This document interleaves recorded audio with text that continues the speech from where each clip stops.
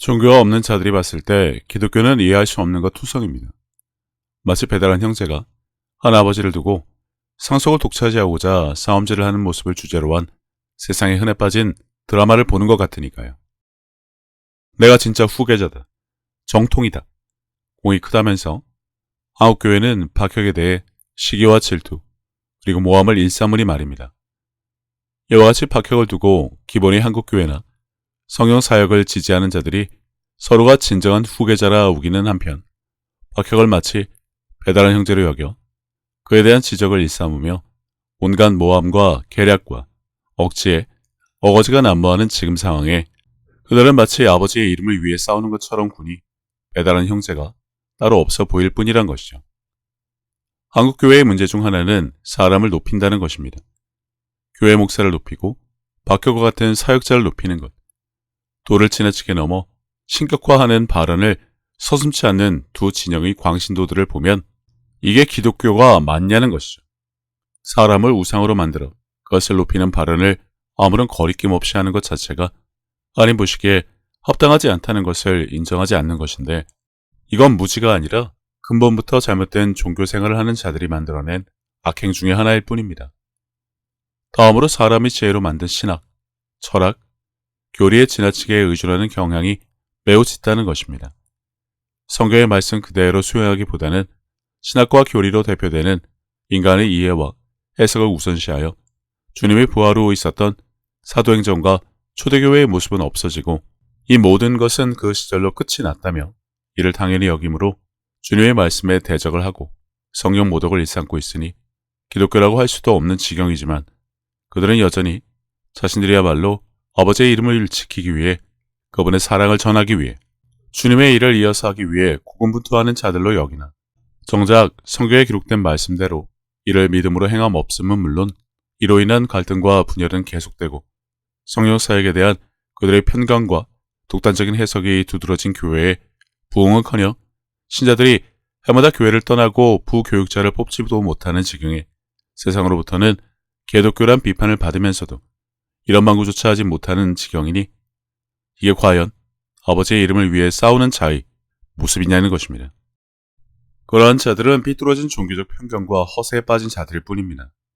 이웃을 향한 이타적인 사랑을 행동으로 나타내는 것이 진정한 신앙의 특징이라 우리는 하나님의 말씀에 순종하며 예수 그리스도의 사랑을 나누어 세상을 변화시키는 삶을 살아가야 한다는 것을 안다면 성경을 두고 옳고 그름을 따지는 것 자체가 불순종이라 어떻게 하면 우리에게 주어진 책임을 완수할지 고민하는 것이 더 올바른 접근으로 보일 뿐입니다.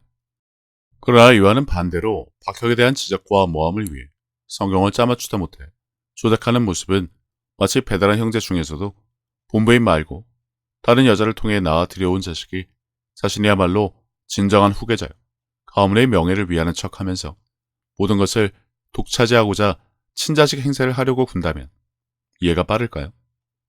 드라마에 빠져 자신을 마치 주인공으로 빙의하는 과몰입으로 인해 현실과 환상을 구별하지 못하는 자들이 지천에 깔린 한국인이 금방 이해가 될 것입니다.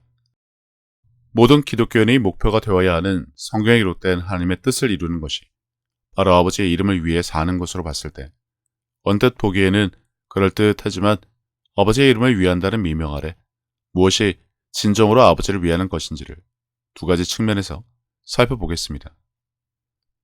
성경에는 다양한 말씀과 명령과 계명이 있어 기독교 내 여러 교파와 교단은 특정 구절에 대해 저마다 다른 해석을 통한 이해를 주장하면서도 이 모든 것이 다 하나님의 뜻을 위한 것, 그분의 이름을 위한 것, 그분의 은혜에 보답하는 것 등 다양한 입장을 밝히지만 하나님의 말씀에 대한 절대적인 순종 측면에서 보자면 그들의 주장은 이와 다른 모습을 보이는 경우가 많습니다. 대표적인 것이 바로 기사와 표적이죠. 기사와 표적을 논할 때 일부에서는 이미 이를 실천하고 있고 더러는 이를 부정하기도 하면서 행하는 자들을 비난하곤 합니다. 게다가 나와 너를 구분하기 좋아하는 한국인 종특 때문에 그런지 내가 하는 것이 전부이고 진리라 여기는 확증 편향, 성경의 일부를 가지고 전체를 해석하고 이미 이해했다고 자부하는 성급한 일반화의 오류를 바탕으로 옳고 그름이란 선을 그으려 하다 보니 박혁을 기점으로 온갖 주장들이 난무하면서 갖가지 행태의 추종자들이 나타나고 있습니다. 교회 맹세를 신격화하고 떠받드는 것에 이미 익숙한 한국교회 신자들 중에는 박혁을 이와 동일하게 대하는 언급을 서슴지 않는 경우가 많은데 둘 다 정신을 차리기 바랍니다. 사람을 높이는 것, 그건 기독교가 아닙니다. 그냥 나이 삐뚤어진 팬심, 아이돌에 대한 무지성의 추종처럼 좋아하는 것에 대한 애정의 표현이 과하다 못해 무지로 인한 신성 모독을 장애하고 있다는 사실이라도 알아야 하는데 정작 이런 것이나 좋아하는 자들이 바로 거짓 선지자가 된다는 사실조차 모르고 있습니다.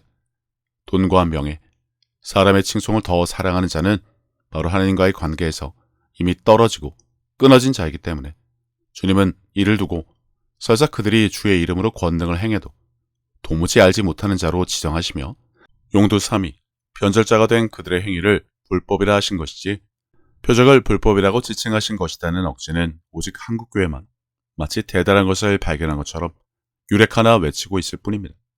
이게 근거다. 주님이 표적은 불법이라고 하셨다 라고 주장하면서 말이죠.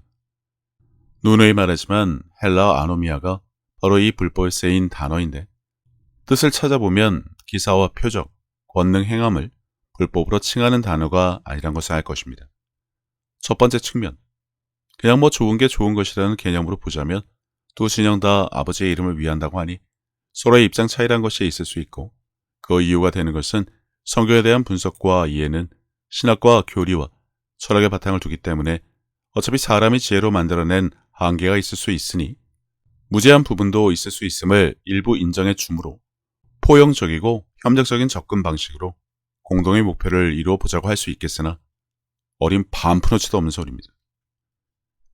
이미 악한 것들이 지배하는 세상에서는 다양성에 대한 인정을 통해 하나님의 진리가 아닌 온갖 사상을 들이대며 이도저도 아닌 흐리멍텅한 것을 합리화하려는 움직임이 많은데 그들이 종교 통합은 물론이고 동성애도 옹호하고 남성과 여성도 구분하지 말자고 하는 것처럼 흘러가게 둔다는 것 자체가 하나님이 가증스럽게 여기시는 일을 용인하는 일이 되는데 이건 말이 될 수조차 없습니다.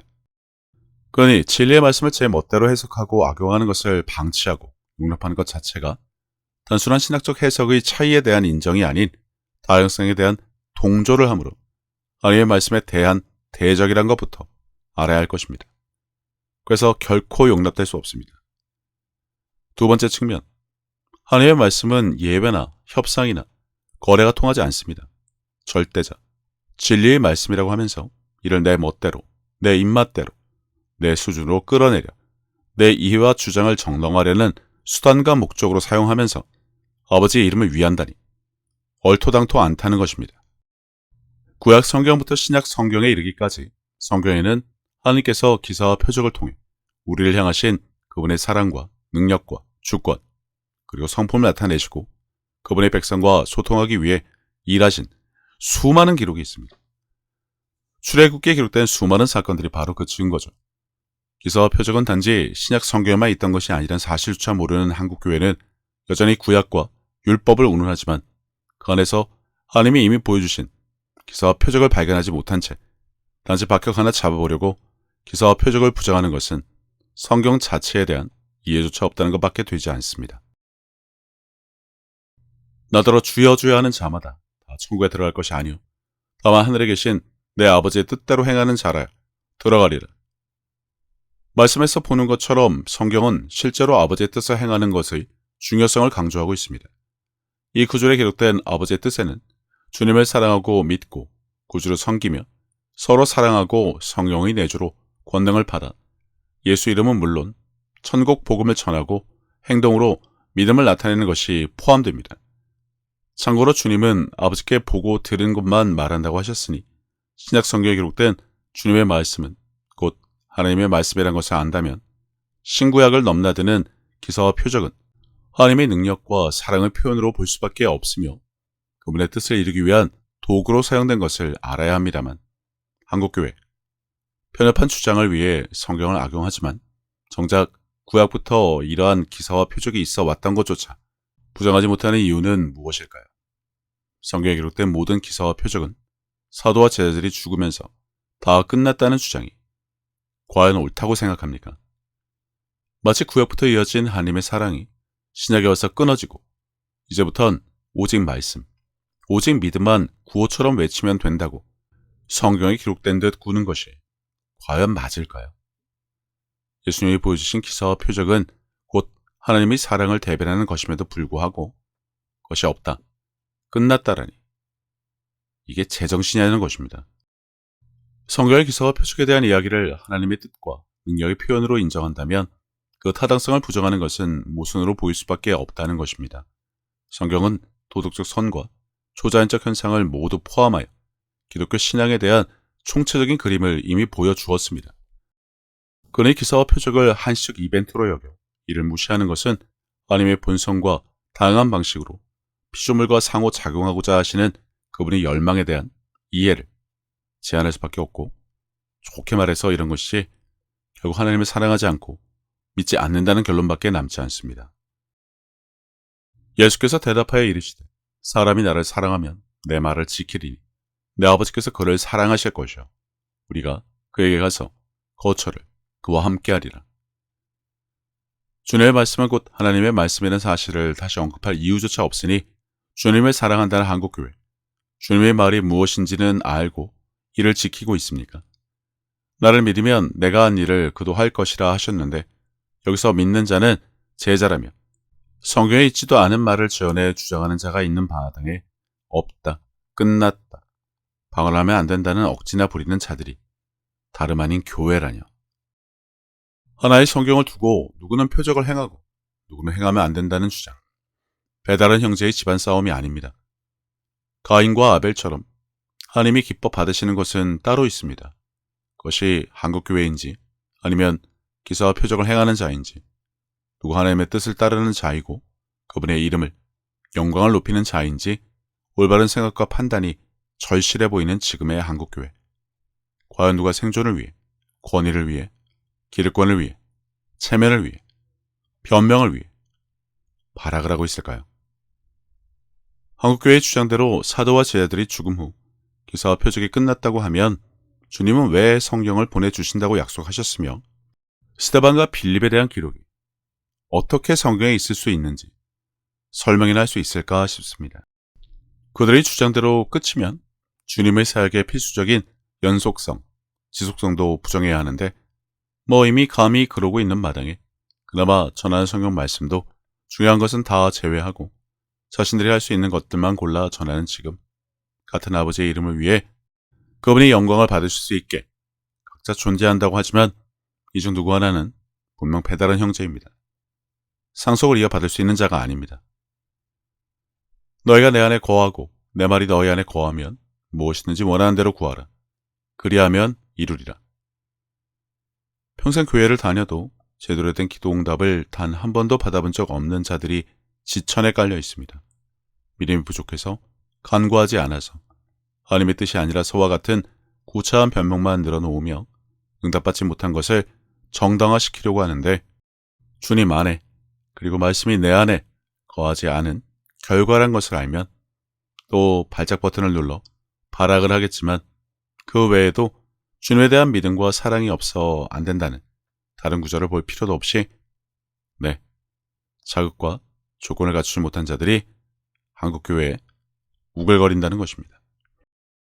당신 하나님의 뜻을 알고 행함으로 그분이 의롭다 칭하셔서 예수님과 함께 하나님 나라의 유업을 이어받을 진정한 공동상속자가 맞습니까?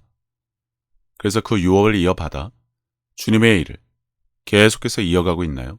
아니면 배다른 형제로 상속자 행세를 하는 자입니까? 주님은 베드로에게만 질문하지 않으십니다. 네가 나를 사랑하느냐?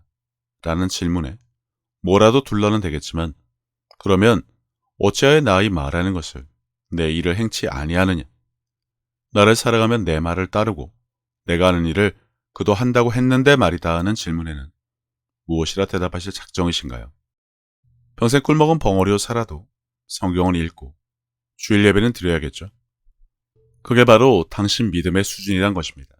성경 백독을 해도 내가 누구인지조차 알지 못해 엄한 것을 알게 되었다고 방긋거리며 조화를 한다는 것입니다. 가만히 묵상이라도 해보시기 바랍니다. 당신은 누구입니까? 하나님의 가업을, 유업을 이어받은 상속자가 맞습니까? 아니면 배달한 형제, 탕자입니까? 주님의 십자가 죽음이 헛되지 않게 그 뜻을 이어받은 자입니까? 아니면 내 필요와 부족을 인식하며 황홀공에 빠진 감성파리 설교를 통해 오감으로 느낄 수 있는 은혜나 바라는 자입니까? 오늘 죽어도 천국에 갈 자신이 있습니까? 생명책에 이름이 기록된 것으로 기뻐하는 자입니까?